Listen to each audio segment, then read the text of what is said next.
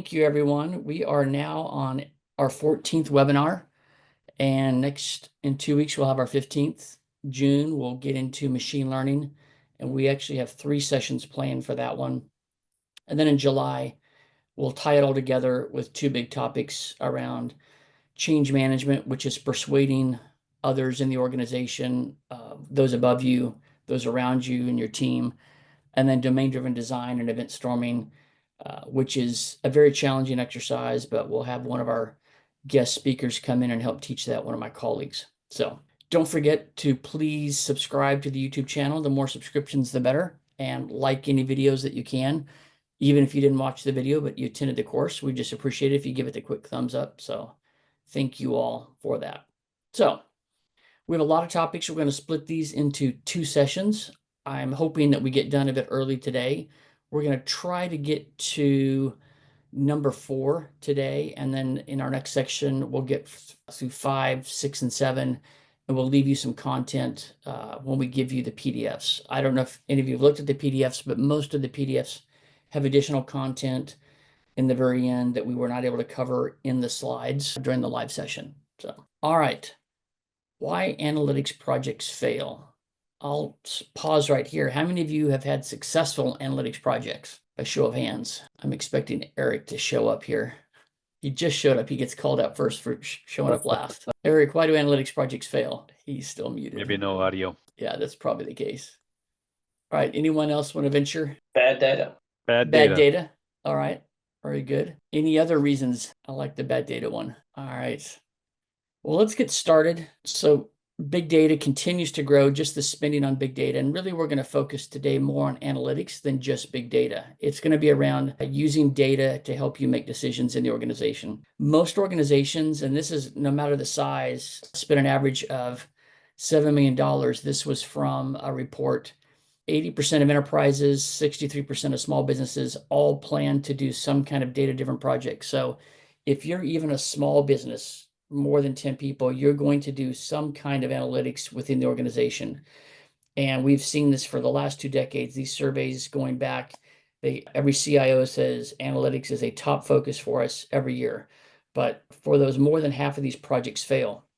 And I don't know if we covered this in our waterfall one too, but in general, waterfall projects fail also half the time. So correlation, causation, we'll actually get into a bit of that today. So to start with the story about induction and deduction, how many of you have heard of the broken windows theory? And I'll step back a bit, but by show of hands, how many have heard of the broken windows theory? Stephen? Yeah. Anyone else? Stephen, Eric?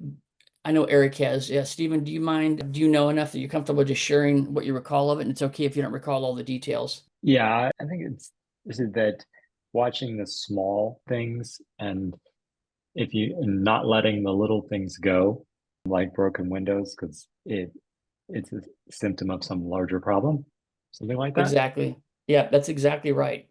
All right. Well, yeah, we'll go into more detail, but that's exactly the one of the key parts of the stories. So it traces all the way back to 1969.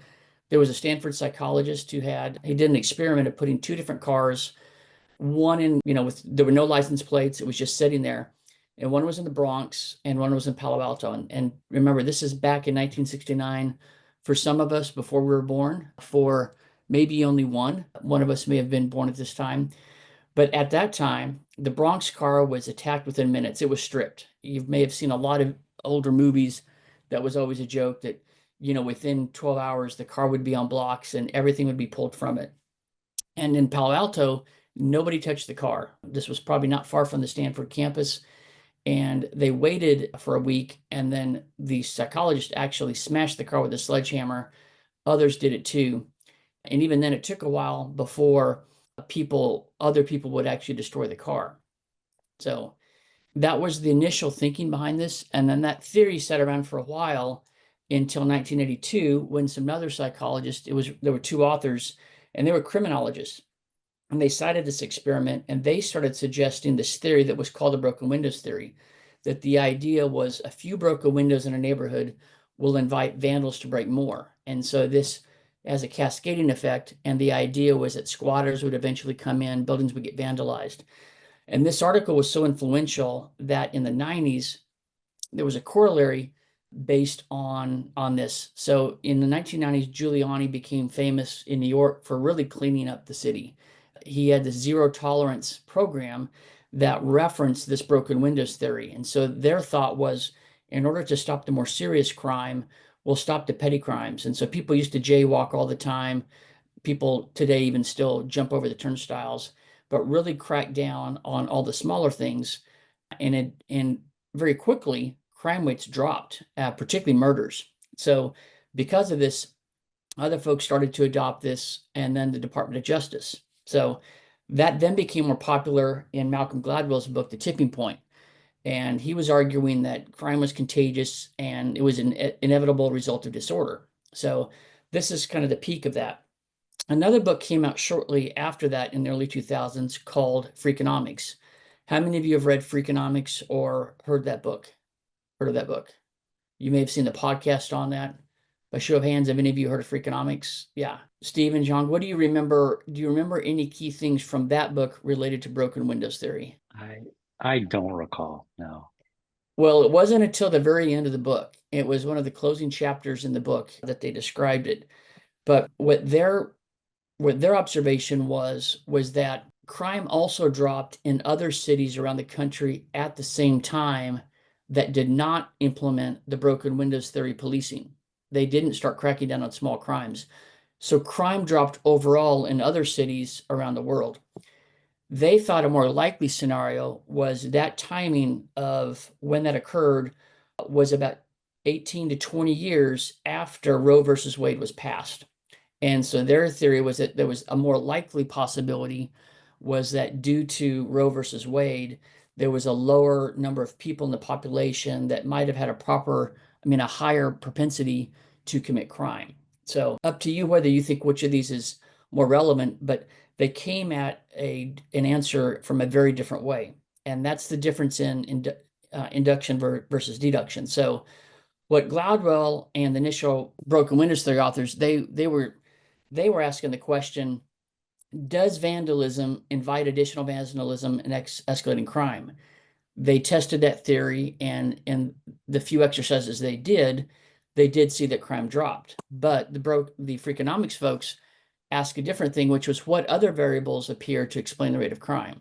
So it's a different question that they ask. And the way that you think about that is the different approach. So that is the difference between induction and deduction. So have any of you heard of induction versus deduction? You may have heard, maybe just use them in your vocabulary, but I'm not sure if you've ever been taught what the difference was between induction versus deduction. So it's important because it'll tie into our concepts we're going to talk about later. Induction is looking from specific observations into generalizations in the form of a hypothesis and trying to understand how data interacts. The idea is to inform what questions you should be asking of the data. Or deduction starts with a generalization or hypothesis and tries to identify those relationships between the elements. We're going to give you some more examples here to show that. The broken windows theory folks went right into deduction. They started with hypothesis and they found some evidence to prove it. Freakonomics authors, they ask an inductive question, what might explain the rate of crime? So it really opened up the possibilities versus just trying to validate a hypothesis. So looking at them, we're going to compare the two. So induction, it's a logical method where you try to get to a general conclusion based on various observations. So you have an observation, you look for patterns, you come up with an hypothesis, then you come up with a theory. And it inevitably leads to probability, but not necessarily certainty. So an example here, a broad generalization, Harold is a grandfather, Harold is bald, therefore all grandfathers are bald. You can see there's a logical fallacy there. But this is the idea of induction, is that you start with observations, try to come up with a hypothesis. Where deduction is you start out from the reasoning and try to get more specific. So the theory, try to go right to the hypothesis, find more observations, and then come up with your confirmation. So it's a best applied, and we're going to show you this in the drawings, that this is better when you have some operational aspects of your architecture. Tying these two together is called the hermeneutic circle. Have any of you heard of this term? And I'll admit I had not heard of this term until I joined AKF. I'd asked Doug that. Have any of you heard of the term of the hermeneutic circle? By show of hands. All right, good. I don't feel like the only idiot here. None, which is not a Yeah. surprise. I think it's taught more at PhD level concepts, and it may have been a concept that was taught in classic liberal arts programs. But the idea is you start up with a hypothesis, then you test it, may have to create some data, identify patterns, and it's a circle. And the idea is on the right side is you're on the deduction side, you get more data, and then you move over to the induction side. We put some elements underneath there. There's certain types of ways to store that data, and those are different types of data stores that help you interact with those different kinds of data. And we're going to show you from an architectural view later, though. But the idea is that certain types of data storage are better for deduction, certain kinds are better for inductive kind of analysis. So to visualize it even more so as a circle, the idea is that you're zooming in and out from the whole to the parts.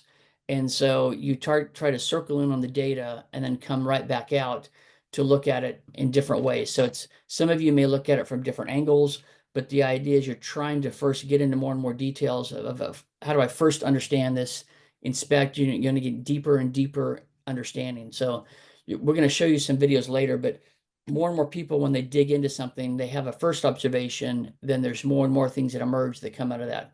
But the idea of the hermeneutic circle is to try to zoom in and out from the whole and the parts by looking at the data. So by show of hands, I'm going to ask you a few questions. Do you think most people in your company are good at both inductive reasoning and analysis and deductive? I'm going to call people out randomly. So Randy, for example, what are your observations in your company?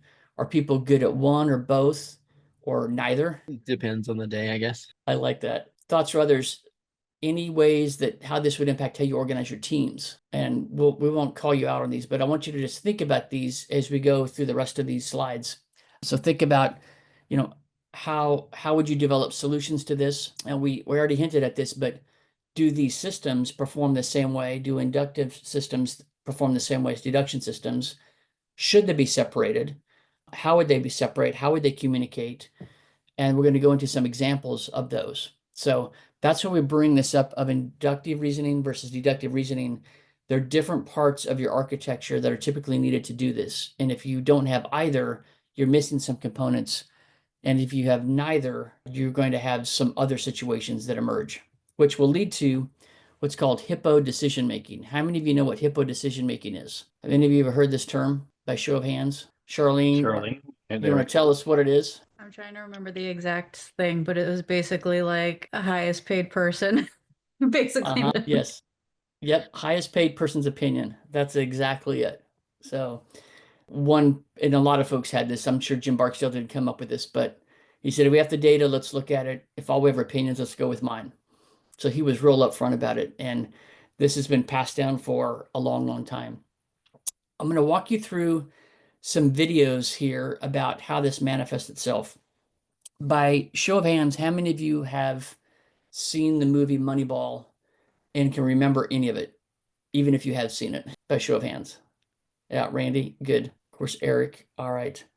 So for those of you that don't know, Moneyball is originally was a book, and then it became a movie with Brad Pitt and Jonah Hill. And it's about the Oakland A's, a baseball team, obviously in Oakland. Are they still in Oakland or did they finally move? Have they moved out of Oakland? Does anyone know? Still If they're in still Oakland. there. They're still in Oakland. Okay. Yeah, they're still in I think, Oakland. okay. So Oakland for the last 30 years was considered a small market team, even though they're in a big market. They're a small market team, and in Major League Baseball, they don't have a salary cap. So the teams in the larger markets have much, much larger salaries that they can afford to pay players, where Oakland was considered a small market, they were considered very cheap. In the 70s and even 80s, they became very good at selecting talent through their farm system and developing that talent. But over time, a lot of their best players would get poached. But once they became really good, they couldn't afford to keep them. And so they would lose those players. So the movie Moneyball and the book about Moneyball is about the general manager, Billy Beane, who was a former player himself, who was really dealing with this when it was becoming a peak in the 80s or 90s, and they were losing these top players. And they went from being one of the top organizations who were better at scattering everyone to they just couldn't afford to keep players. So I'm going to show you 3 clips from the movie, And in this first clip, we're going to show you Billy Beane is in Oakland, and he just meets a young person from another franchise who was really, really sharp. And we'll walk you through the videos here. So have your audio on. Well, I guess you already have your audio on. All right, so that's where Jonah Hill explains to Brad Pitt, who you haven't seen in the video yet, what the problem is in the way the current market thinks about it. And I'm going to show you the next video where Jonah Hill is explaining to Brad Pitt the methodology of how he thinks about the game. All right, I'm always impressed with how Hollywood can make a dry topic much more entertaining, but that was the methodology. So the third clip we're going to show you is now Brad Pitt, he's a general manager. He's going to work with his scouting team and his leadership team. What they have to do now is they talked about they lost Johnny Damon to the Red Sox for $7 million. And so they're trying to figure out how can they replace Johnny Damon. So this next session, the last clip that we're going to show today is him working with his scouts to come up with how are they going to find the replacement for Johnny Damon, who was their top player that they lost for a lot of money. They couldn't afford to replace him. All right, observations and thoughts from the clip for those of you that haven't seen it before or have seen it and didn't recall some of the points. I'll call it Sharma. Yeah, seen it, but it refreshes my memory. I think the points there that, focus on the data, right? What the data is telling rather than, including the biases that we naturally have, the gut feelings and so on. Sometimes the gut feelings may work, but I think stick to the data and you could benefit immensely. Very good. Yep. That's a very good point. Any other thoughts? And how did it happen? What was required to make that happen? And Sharma, that is the key point. But there's another one or two things I'd like you guys to think about. Who was the highest paid person in the room? It was Billy Beane, right? So it still worked out. He was in a leadership position. Could you imagine if one of the scouts tried to do this and tried to convince leadership to think that way? It would have been a lot harder, right? A scout would have to persuade their peers and Billy Beane, the boss, to do it. Well, that's how the Jonah Hill character arrived in Oakland. He was at the Cleveland organization and he was getting some influence there, but ultimately the folks in Oakland paid him to do that. Baseball eventually has adopted that, so Oakland no longer has a competitive advantage. Almost all baseball teams are following that approach and look at it analytically. I don't know if any of you follow other sports, but like the NBA, have any of you observed how Moneyball has impacted the NBA? I guess I didn't pay attention to NBA, but even in NFL, with if you look at how they run their combines and so on, I think there was an article a while back which studied the Dallas Cowboys' initial years when they formed and how they won Super Bowl championships in a row as an expansion franchise. Yep. They use similar techniques. That's true. That has not been the case lately with Jerry Jones as an owner, although his scouting department's very good. So they do a good job of identifying some talent, but some people debate whether how they sign their free agents is questionable. I'm starting to see this in college football because college football is now becoming professionalized. And along with this portal, there's a transfer portal. So now college teams are having to get this analytic. They used to do this looking at high school players, but now they're looking at not just high school players, but all college players. And in effect, a lot of schools have a larger salary pool with NIL than others. So you're starting to see some of the middle tier schools try to identify people that can really get people at a lower cost. So this is propagating through a lot of sports. Some it's more saturated. In the NBA, the real focus there has been the value of a 3-point shot versus a 2-point shot.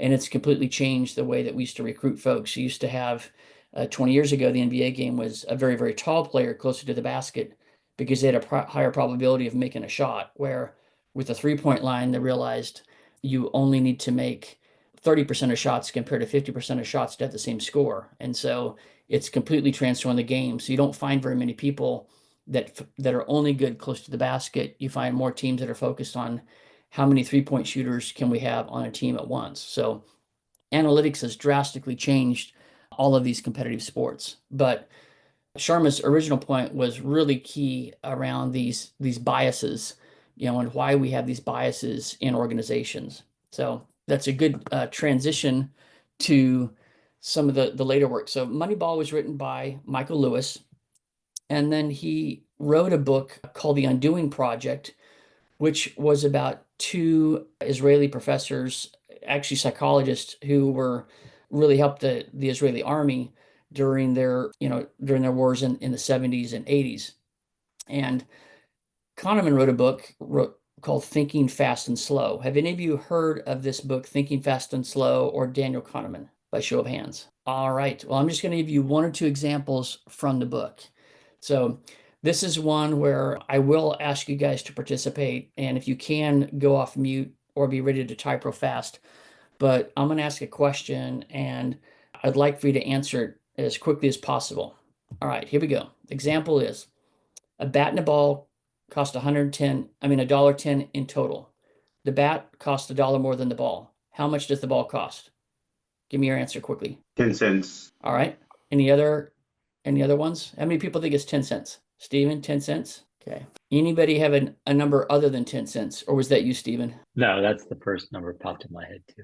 Yeah. All right. How many of you think that is the correct answer? All right. So let's say the ball cost 10 cents. The bat cost $1 more. So $1 plus 10 cents is $1.10. So $1.10 plus 10 cents is $1.20. So the correct answer is actually 5 cents, right? Exactly, 5 cents. Let me give you one more example.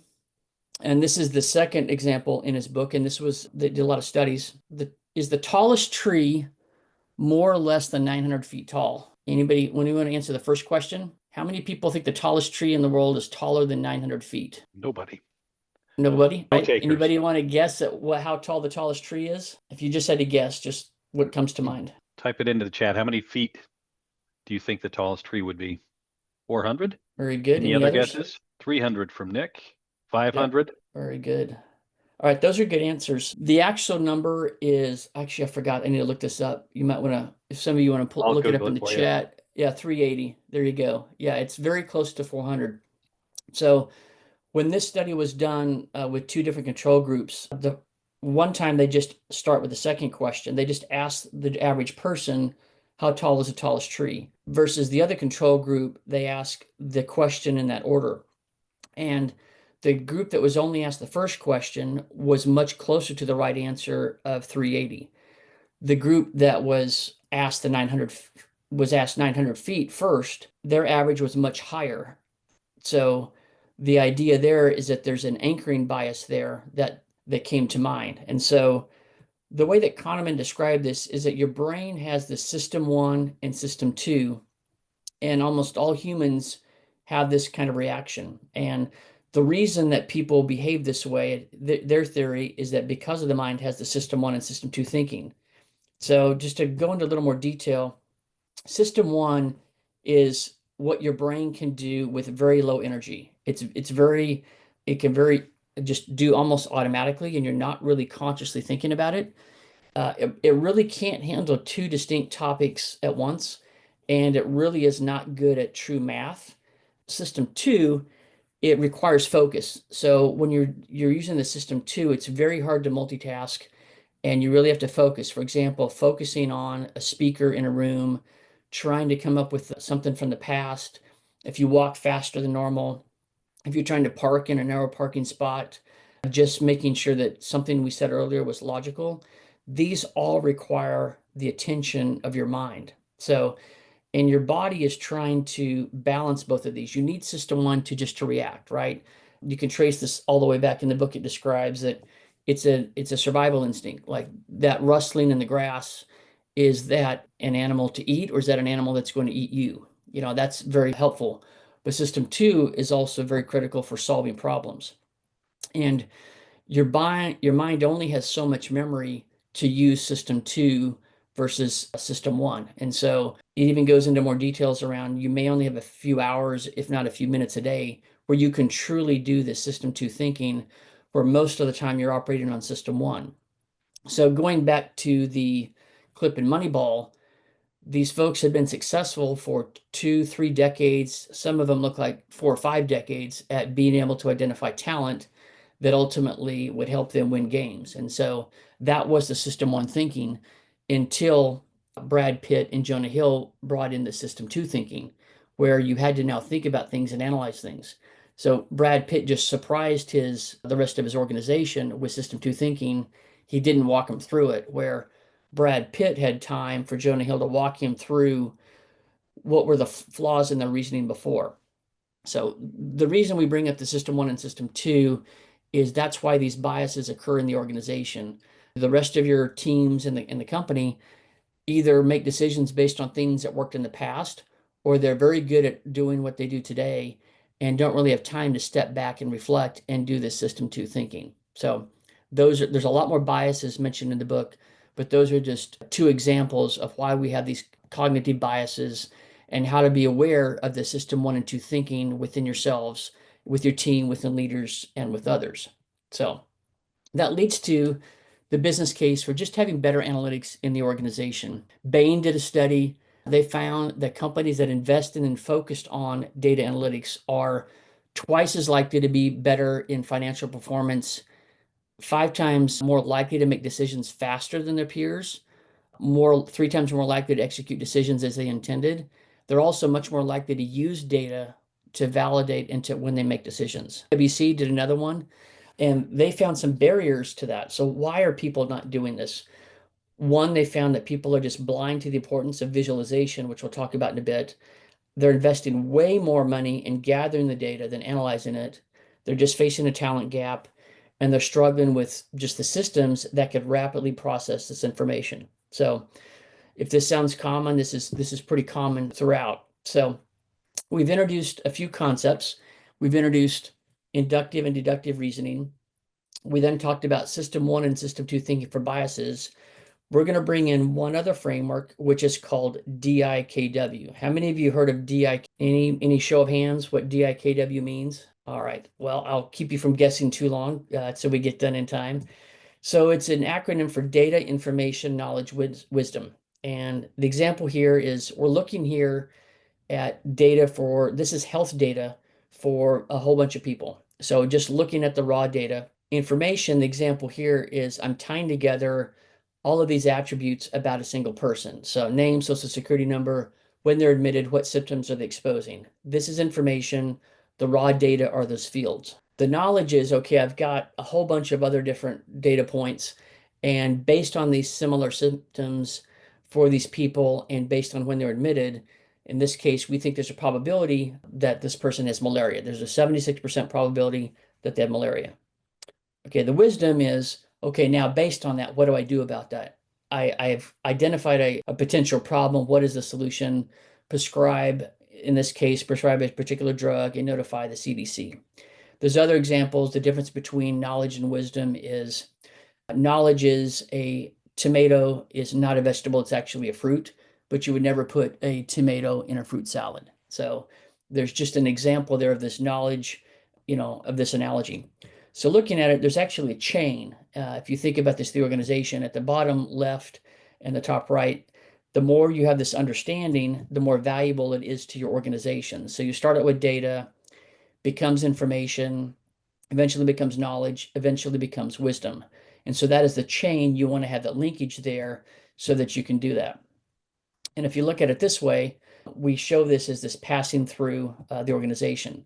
So the raw data that you have, the most common one that's easy to get are transactions internally by your employees and your customers. If you have a software as a service, these are your core systems. If you're in a traditional IT shop, this could be your ERP or your CRM.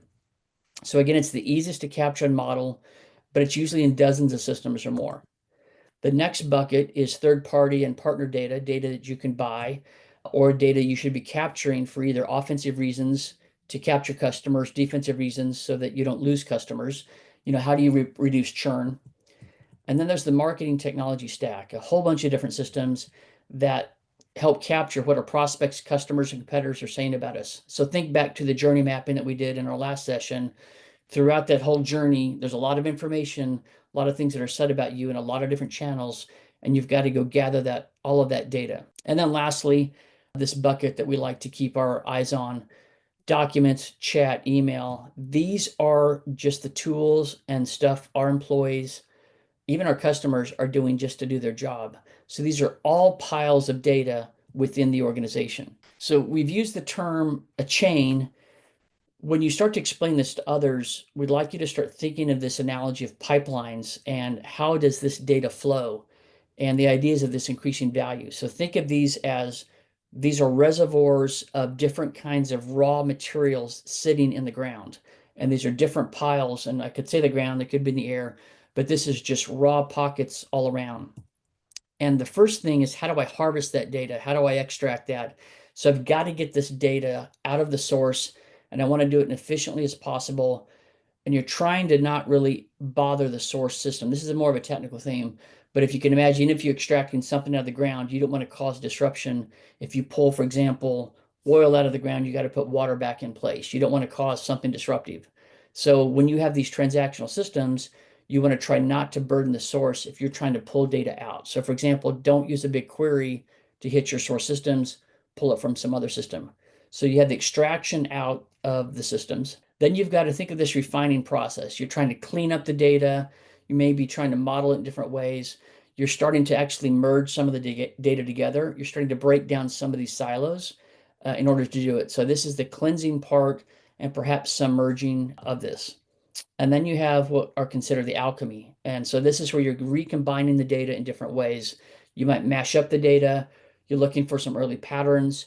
You might start being able to identify some alerts that you want to pull off of it right here. You could establish some new business rules at this point. The next phase, as you refine this, as you're pushing this through the pipelines, is what we call the storytelling. So in this case, somebody's done all this work. Maybe multiple people have done all this work earlier in the process, and now somebody's done some analysis at a previous step. The idea here is, how do you tell the story in a way that's easy for others to follow? Typically, you need visualizations. We just had this discussion this morning with one of my colleagues. If you look at a grid of data, and maybe it's very well organized, it's got 10 rows, 10 columns, you've got some highlighting, it's still very dense. And so how can you present this information in an easy way to analyze quickly and look at it? But also you want to show the work. How did you come to these conclusions? The more that you can show how you pull the data from all these sources, merge it together, the more likely you are to convince people of what you're trying to tell them, which ultimately your goal are outcomes. This could be forecasting, trying to predict things that are going to happen, typically for a competitive advantage, which will validate or adjust your strategy. These are your outcomes. So this is kind of this long chain of events that goes on. So again, this is increasing value. So this is just the initial thinking that we want you to think about if you're explaining this to others, typically outside of your technology organization. Looking at it more from a technical perspective, though, the first thing we talk about is data ingestion. Some people call this change data capture. So pull the data from the source almost at an event level as quickly as possible. Historically, we used to get this stuff in batches. And so you would maybe get it once a day, once every few days, and you had to try to detect what changed from one day to the next. I'm going to show you some other layers, but one of the first things you might have is a lake. So the idea of a lake versus some other ones is that you still have the same data in the original format that it came from. You really haven't transformed it yet. Some people call this a marsh, if you really want to keep it in a raw form. Then you might have something called an operational data store. This is going to look similar to your transactional systems, but it's more of a consolidated view, something you can't really merge in your source systems, but it's perhaps closer to real time, but it's in a way that another transactional system could use that. So that's what we call an ODS. This terms have been around for 20 plus years. Then you have a warehouse. A warehouse is when this data starts to become denormalized. Remember, transactional systems are highly normalized, potentially hundreds of tables, but it's really hard to query hundreds of tables. So we start to normalize them, and it makes it easier to do analysis. So you don't have all these joins. It's probably across the enterprise. If you have a warehouse, you may eventually have a mart. A mart is a subset of data, typically for a business unit or a function, and it's just targeted for a smaller subset. For query reasons, for performance reasons, and just cost reasons, you may have a subset of the data. And then you're going to have whatever front-end tools you have in the front of that, metrics, trending, visualization, This is where your Tableaus, your Power BIs, other tools are here. In spite of those tools, you're still going to have Excel. And ultimately, that leads to outcomes. Again, the outcomes going back to our previous discussions, OKRs, you're trying to validate, are we really working on the right things? Are we moving the needle? Have identified the right leading and lagging indicators? So this is the technical view of that DIKW chain there. And then across this, you're going to need to do data operations. This is where you're going to have to do dev, test, deploy. You're going to orchestrate the data, you monitor it. We see a lot of companies start out with just one or two folks that don't really think about the operations, or they may be just good in some part of this part of the exercise. So this is looking at the whole chain together. Going back to the PwC observations, what most people do is they spend too much time and money on the left side here. And they get so focused here, they've used all their budget and have no time over here. And so they don't have the marts, the warehouse. And so you still have humans that if they can't get that data, they're going to figure it out on their own. They're going to do their own emails. They're going to use Excel. And so they've exhausted all of their system two thinking, and they don't have time to really free that up. They're spending all of their energy, their system two thinking, doing all this work themselves on the left side. So that's the view of this left to right. We're not going to talk about this today, but in the next session, we'll go into some of the typical technologies you see in these cases. But I'm going to tie in some of the concepts and some of the key roles that are important here. So from an induction versus deduction, the left side is the induction zone. This is where you have more and more raw data. You don't really have the patterns. This is where you start to do your discovery and early hypothesis generation. The right side is more the deduction zone. This is where you're doing the more controlled experiments in the right side from an architecture perspective that's typically from a warehouse on. If you don't have one of these zones, then you're already jumping, for example, right into the deduction zone, and you may have missed a lot of inductive opportunities. Or you may spend all this time and you have this operational data store, but you don't have the skills for someone that can do this inductive analysis or reasoning on the left side over here. So this is why I want you to think about these are two different zones, and there's not one technology that meets all of this, although there are vendors that trying to enter this space and try to handle this end to end all the way across. So from a skill set perspective, we typically see data scientists are good all the way throughout this chain from data, information, knowledge, and wisdom. But as you start to mature, you really need engineers focused on the left side. They're the ones that can really focus on the pipelines, and you need those folks that can really accelerate the time of getting the data in. So the idea is a scientist is going to go evaluate lots of these different sources over here. So, okay, this looks like a good source. Engineers go automate this part. Then you have the analysts focused on the right side. They're probably not as skilled as a scientist, and so they're going to focus on the more controlled experiments on the right side. Analysts may sit in the business, they may not sit within technology. So this is where we see the analyst role sit within here. I'm not going to go into these details, but there's some more there are some more bullet points here for you about what a data scientist does versus what an analyst typically does, what an engineer does. But the data owner is the one who owns the outcomes related to the data. They probably have access to the source. They should have control of the direction, how to use it, and they should be accountable for correcting inequality within the data. And then your CISO needs to know all about this because they want to know how data is traversing through. They want to know where there's some potential security threats. They should be consulting any of the stakeholders in that chain. So looking at this chain again, looking at the roles, engineers are probably more likely to be involved all the way through, more heavily on the left side, but they probably also need to be involved with the warehouse and the marts. The analysts, they should be using the tools, helping the executives validate the outcomes.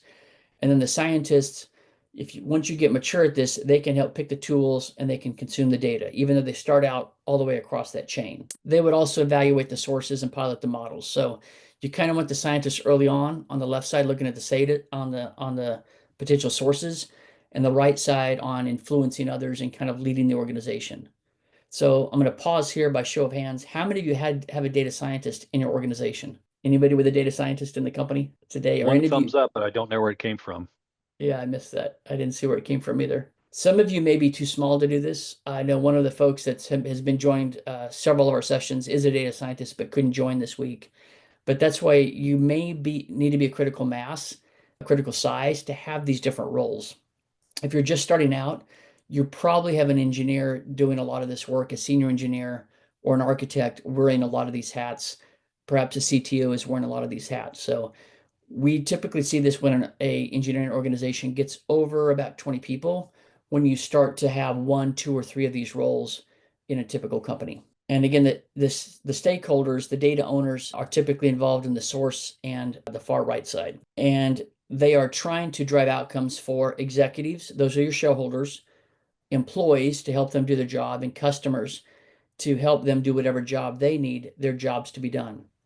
And that's going to be our focus for our next topic in a few weeks, which is focusing on the actual architecture. We'll go into some more technical aspects of each of those steps in the architecture, but we'll also go into how to design analytics for your internal stakeholders, which is really 2 groups, the executives and the board and the departments themselves. But also if you have analytics embedded into your product that's facing your customers. And so that'll be the focus for next week session. This was the foundation though. And then we'll get into ML models and intro. So we're about 5 minutes early. Any questions about what we covered or observations about where they are today looking at DIKW? And I can go back to any of the slides if any of you have questions. How many of you are going to be able to remember induction, deduction, system 1, system 2, and DIKW? Those are kind of the 3 takeaways we'd like you to have for this week. All right. All right, next week's going to start out, a little bit more technical in the first half. Second half is more around how to pull all this together, what to look for in the organization, when you need to start investing, and some potential solutions to helping those different stakeholders. So all of you, thank you so much for attending. Please bring your colleagues for next week's session if you're involved in any of these areas, and have a good Friday. Join us again. We'll go ahead and shut her down. Yeah, let's shut her Thanks, down. man. All right. Thank you.